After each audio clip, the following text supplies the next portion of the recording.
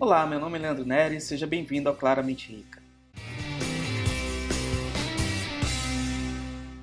Hoje eu vou falar sobre um dos maiores fundos imobiliários da Bolsa de Valores e que vai se tornar, a partir da próxima emissão que nós vamos ter, um fundo bilionário.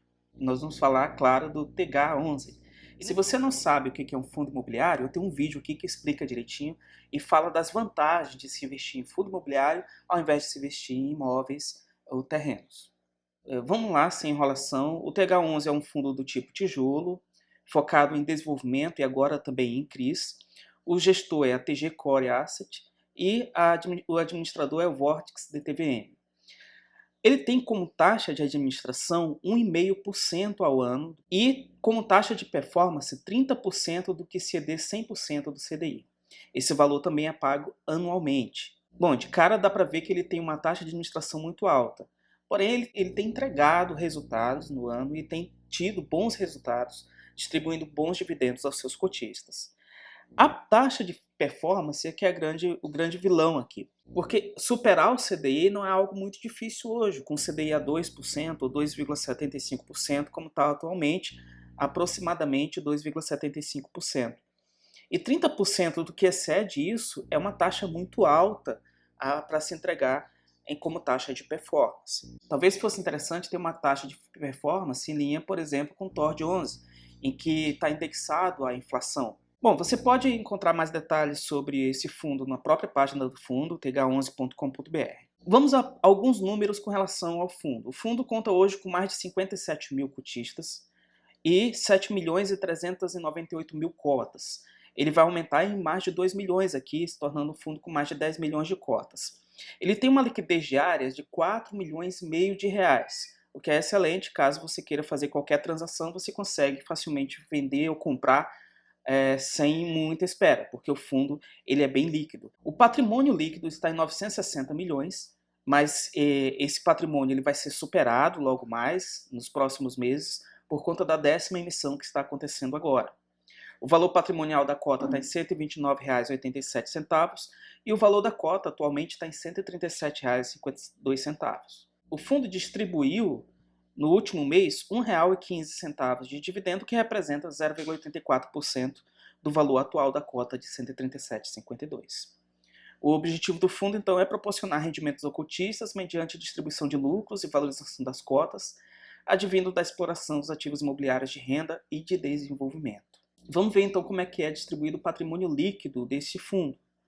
Nós temos aqui que ele tem 36,1% em equity de loteamento, que é talvez um dos principais carros-chefes desse fundo imobiliário. 23% está em caixa, 22,4% está alocado em CRI, que são certificados de recebíveis imobiliários, são papéis comprados pelo fundo, e 11,1% em outros equities, em equity de shopping, equity de incorporação, de multipropriedade, etc. E 4,4% em carteira de recebíveis, que é uma antecipação de dívida. Aqui a gente pode ver foto de dois dos ativos. Ele trabalha com equity de loteamento, que é um dos mais lucrativos do fundo. Como é que é então a carteira de CRIs, Certificado de Recebíveis Imobiliários?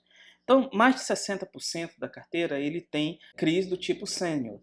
O que é isso? São CRIs de maior qualidade, eles pagam uma taxa um pouquinho menor, inflação mais alguma taxa, porém mesmo assim é uma taxa muito boa para CRIs do tipo sênior. 22,36% dos CRIs são de série única, 9,4% é subordinada e 4,10% é mezanino. Ou seja, a maior parte dos CRIs são de risco médio para baixo. Esses CRIs eles estão indexados à inflação, sendo que 58,20% está indexado a IPCA mais uma taxa, 40,68% dos CRIs estão indexados ao IGPM mais alguma taxa e 1,12% dos CRIs ao INPC mais alguma taxa.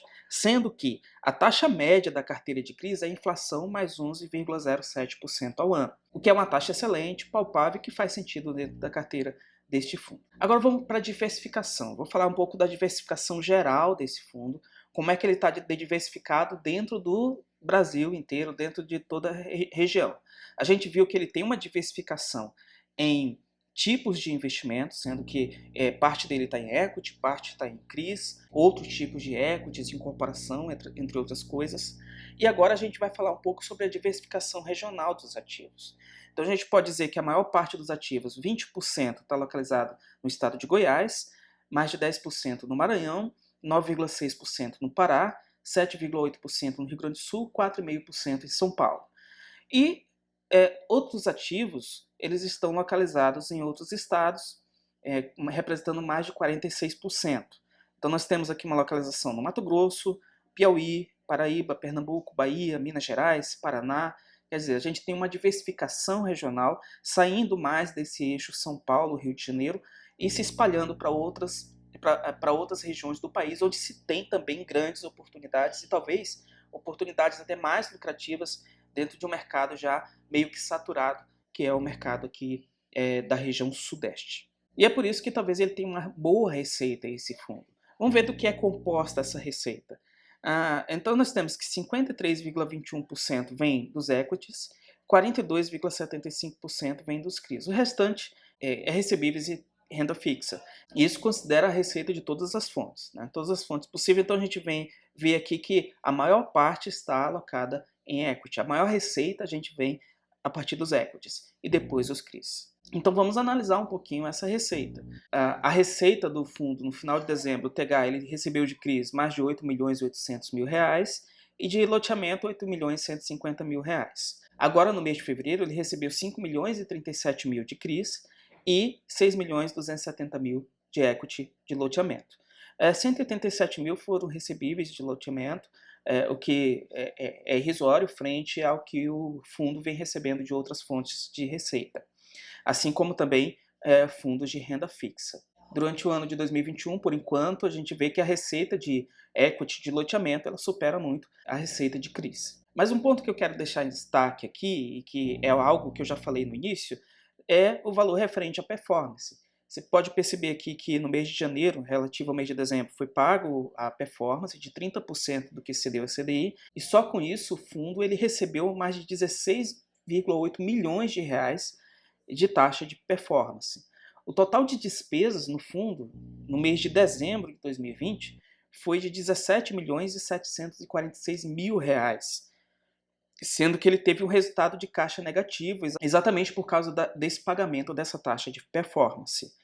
Mas mesmo assim, como ele tinha dinheiro em caixa, ele acabou distribuindo. Você vê, por exemplo, que no ano de 2020, ele acabou tendo um resultado total de 36 milhões, o resultado total é receita menos as despesas, e tinha distribuído 34 milhões e 927 mil, ou seja, ele ainda tem um valor em caixa ainda que pode ser distribuído ou pode ser usado para outros fins. Em relação a fevereiro de 2021, teve um total de receita de 11 milhões e 784 mil frente a uma despesa de 1 milhão 358 mil.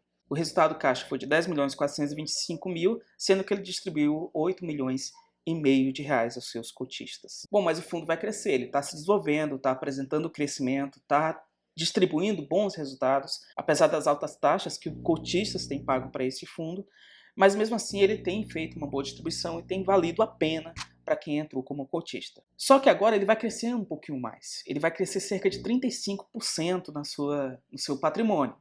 Ele vai fazer isso a partir de uma emissão que está saindo agora, que é a 10ª emissão de novas cotas. Eu vou falar aqui rapidamente sobre o que é essa emissão e as principais características dela. Primeiro, ela é uma oferta pública do tipo 400, ou seja, qualquer pessoa ela pode comprar novas cotas desse fundo, mesmo que ela não seja cotista do fundo.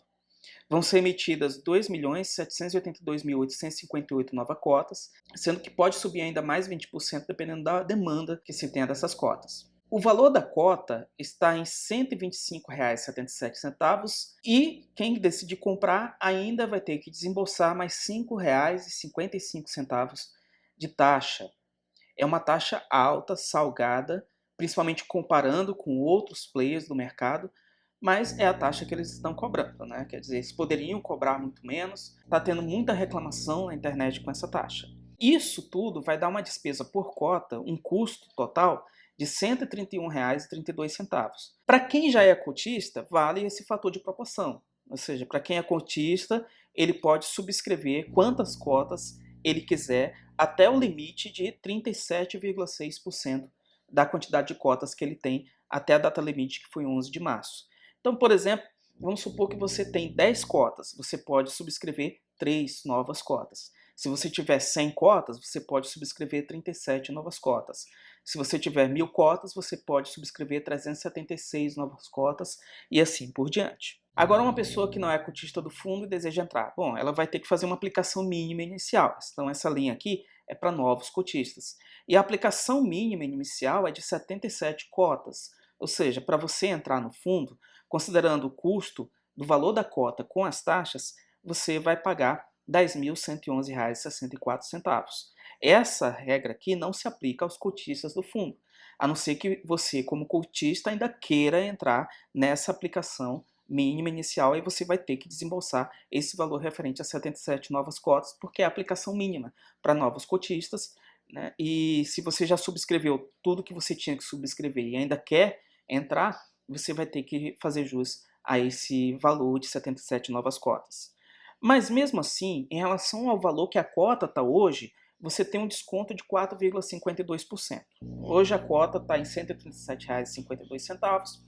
Você vai pagar R$ 131,32, você teria um desconto em relação ao preço de hoje de R$ 4,52.